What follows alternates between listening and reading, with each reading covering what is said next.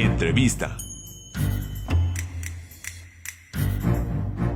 En esta ocasión nos da muchísimo gusto tener como invitado al doctor Carlos Iván Moreno Arellano, que él es doctor en políticas públicas y ha tenido una trayectoria muy importante dentro de las investigaciones en gobernanza en las universidades y sistemas de educación superior, políticas públicas comparadas y el cambio organizacional. Y lo hemos invitado porque hemos visto con interés la discusión del presupuesto de egresos 2021 y quisiéramos la opinión precisamente del doctor Carlos Iván para analizar cómo queda esta asignación presupuestal para el sistema educativo mexicano, particularmente en la educación superior. Un gusto saludarlo. Buenas tardes, bienvenido.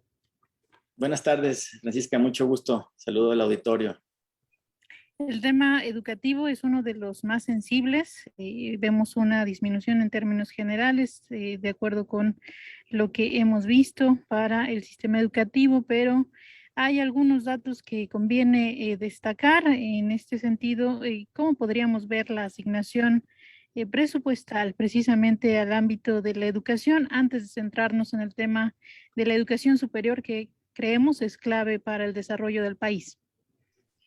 Bueno, lo primero que quisiera comentar es que este presupuesto en el ámbito educativo es un presupuesto inercial, es decir, hay un crecimiento marginal en el ámbito, en toda la bolsa para educación en general, de alrededor de 1.9% en términos reales, lo cual pues parecería algo positivo y creo que pues, es al menos no decrece de manera obvia. Sin embargo, comentaré aquí dos elementos. Este crecimiento del 2021 a la propuesta del 2022 no alcanza a recuperar el rezago de los años anteriores, ¿sí? Es decir, en el ámbito educativo se ha estado prácticamente recuperando la inflación año con año, lo que en términos reales pues es un estancamiento. ¿Por qué? Y paso al segundo elemento, porque la inflación estimada año con año en los criterios de política económica y en el propio proyecto de presupuesto, la inflación estimada es generalmente más baja que la inflación observada, que la inflación real. Pongo un ejemplo. El año que corre, la inflación se estimó en 3.4% aproximadamente y la inflación observada seguramente será mayor al 6%. Entonces, ese diferencial de lo que se estima y con base en lo cual se calcula el presupuesto, generalmente no se materializa. Entonces, la pérdida inflacionaria que tiene la educación y concretamente o especialmente las universidades, la educación superior año con año, es lo que genera ya un rezago y un estancamiento.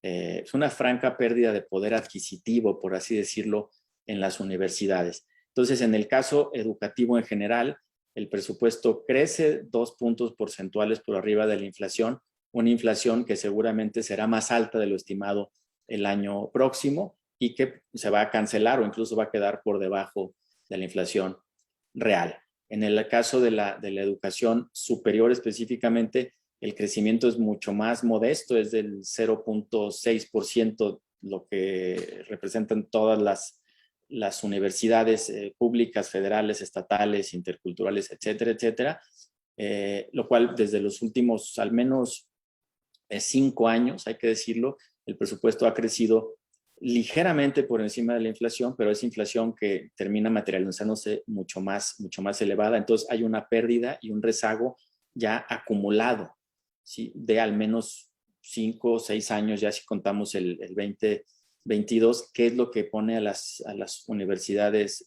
públicas, a las instituciones de educación superior, pues en serios aprietos, también por otros elementos como lo son la obligatoriedad y la gratuidad. Todo el año pasado vimos precisamente estas instituciones educativas de nivel superior con situaciones financieras muy adversas. De hecho, prácticamente varios están a punto de declararse en quiebra, de no ser por estas partidas extraordinarias que ha tenido que destinar la federación, pero esta crisis, digamos, de las instituciones de nivel superior, entonces se estarían agudizando de aprobarse este presupuesto en los términos en los que se está planteando. Sí, totalmente. Yo aquí pondría digamos, dos grandes grupos de instituciones. Aquellas que tienen problemas, como tú bien lo mencionaste, problemas estructurales, problemas en sus fondos de pensiones y jubilaciones, ¿sí? Y las que están financieramente sanas, por así decirlo. En las que tienen ya estos problemas crónicos y que no han podido reformar sus sistemas porque es algo políticamente muy complicado, muy difícil.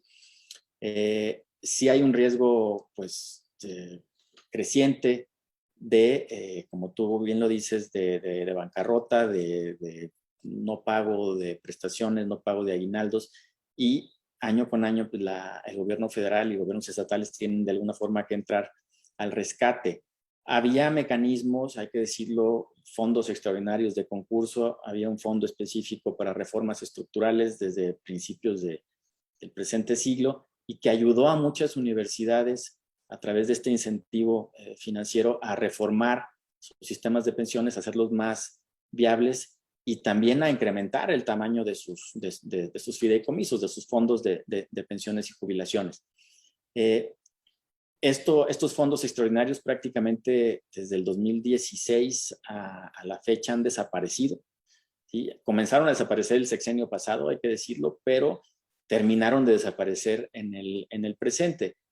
Por poner un ejemplo, había 11 fondos extraordinarios en el 2016 para calidad, para infraestructura, para equipamiento, para reconocimiento de plantillas, es decir, aumentar el número de profesoras y profesores, para tratar de reformar estos fondos de pensiones a través de este mecanismo para reformas estructurales. Y ahora solamente queda ya un fondo, que es el Programa de Desarrollo Profesional Docente, el PRODEP, ¿sí? Y está en franca disminución.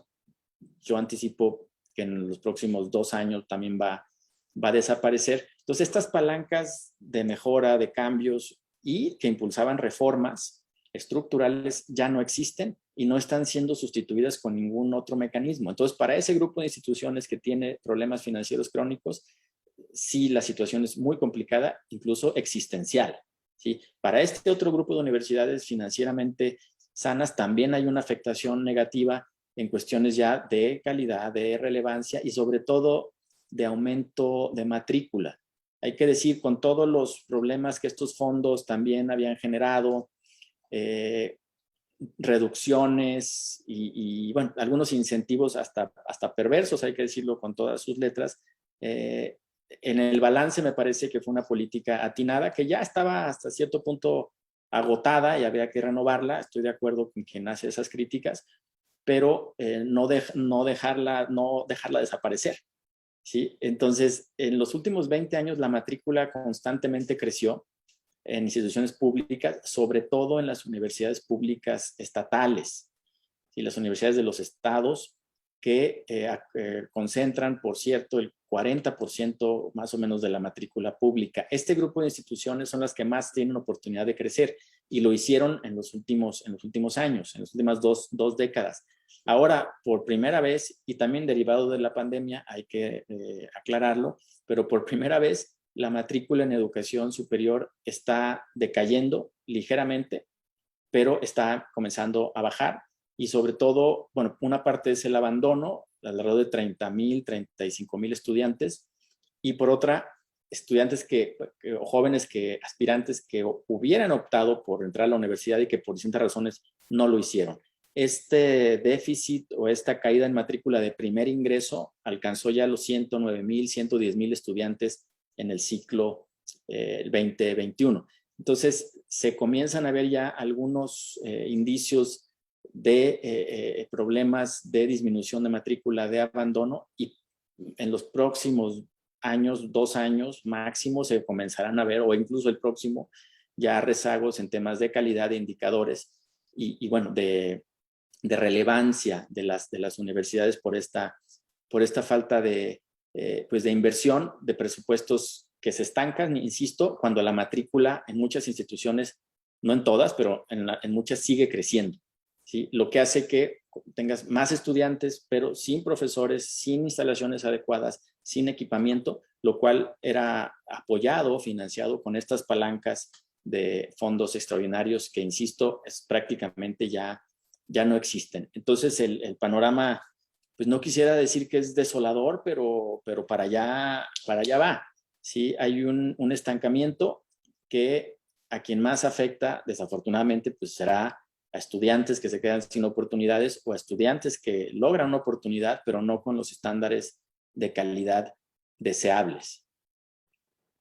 Pues una mirada muy acertada en torno a lo que ocurre en este caso con la asignación presupuestal. Es un tema delicado, solo la desaparición de los fondos de concurso, que es uno de los que usted ha señalado, que permitía pues a las instituciones públicas presentar proyectos y obtener recursos, incluso para equipamiento de infraestructura, pues prácticamente ya estarían desapareciendo, y esto con las repercusiones que tiene para, no solo para los jóvenes, sino para el desarrollo nacional.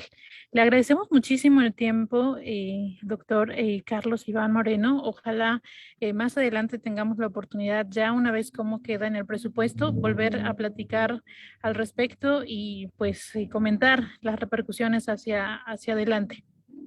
Oh, con mucho gusto, yo estoy a sus órdenes y encantado de compartir con ustedes y con el auditorio. Muchas gracias por la entrevista. Gracias al doctor Carlos Iván Moreno Arellano. Él es doctor en políticas públicas y también licenciado en finanzas, también maestro en administración pública, un referente en los temas sobre la situación de las universidades en nuestro país y este tema del presupuesto 2022. Nosotros continuamos con otros temas en este espacio. Agencia Central de Noticias, Periodismo Multimedia.